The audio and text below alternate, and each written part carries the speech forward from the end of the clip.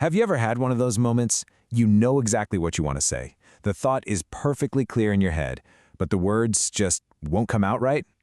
Well, today we're going to dive into one of the most frustrating and honestly misunderstood symptoms of fibromyalgia, that sudden, baffling struggle to speak. I mean, this quote from someone living with fibro just nails it, doesn't it? It perfectly captures that feeling.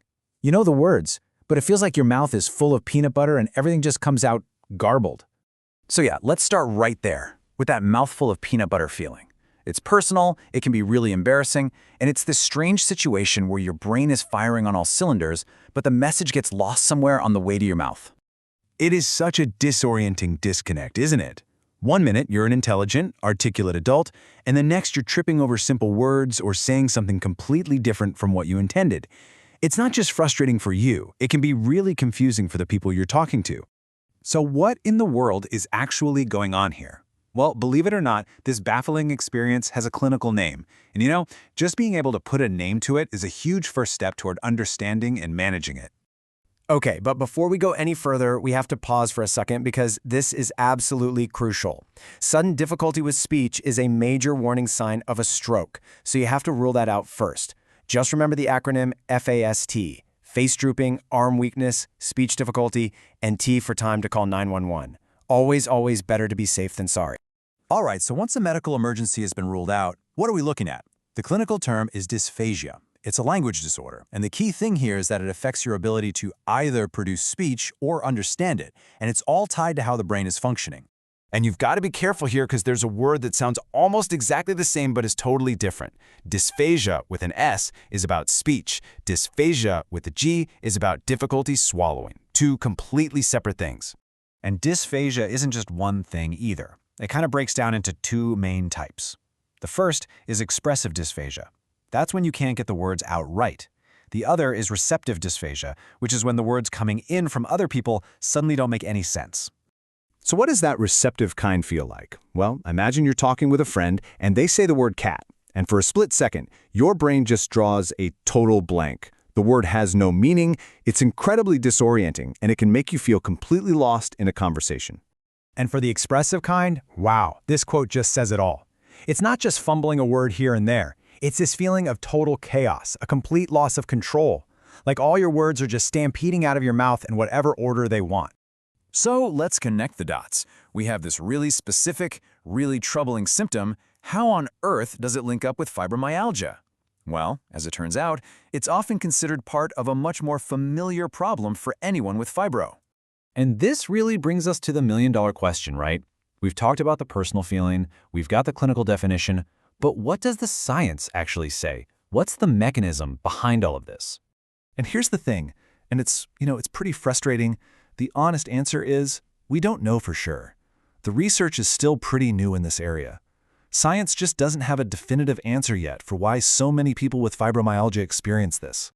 But just because we don't have a final answer doesn't mean there aren't some really strong theories. It's usually lumped in as a part of that classic fibro fog. Researchers have also noticed that things like delayed name recall in fibro patients look a lot like what happens in diagnosed dysphasia. A big leading theory is that the terrible sleep quality so common with fibro means the brain just doesn't get a chance to reset and regenerate properly at night. You know, this isn't just a neurological thing. The impact of dysphagia ripples out into every part of your life. Your job, your friendships, your confidence, and it can create this really nasty, vicious cycle. So picture this. It all starts with just one moment. You're in a meeting at work, you're on a first date, you're catching up with a friend, and bam, the words just stop working. What happens immediately after? For most of us, it's that hot flush of embarrassment. Anxiety kicks in. You start worrying, what are they thinking of me? Do they think I'm stupid or that I'm not listening? All that stress starts to build. And here is the trap. We know that stress is a huge trigger for fibromyalgia flare-ups. So that stress you feel from the dysphagia episode can actually make your fibro symptoms worse, which in turn can make the dysphagia happen more often. It's a self-feeding loop that can feel impossible to escape. But here's the good news. You are not powerless in this cycle. There are real, concrete things you can do to manage this and get back some of that control. Really, the key is to attack it from a few different angles. First, try to be open about it with people you trust. Second, do everything you can to manage your overall fibro to reduce flare-ups in general. Third, you've got to learn to advocate for yourself, especially at work. And, super important, don't let it isolate you. And finally, talk to a professional. That point about work is a big one. Reasonable accommodations are not about asking for special favors. They are about getting the tools you need to do your job well. And they can be simple things, like asking for meeting notes in writing, or getting the chance to present a complex idea in an email instead of on the spot. I know the question that's probably on your mind through all of this is, will it ever actually get better? And while, yes, the research is still in its early days, that does not mean we're left without any hope at all.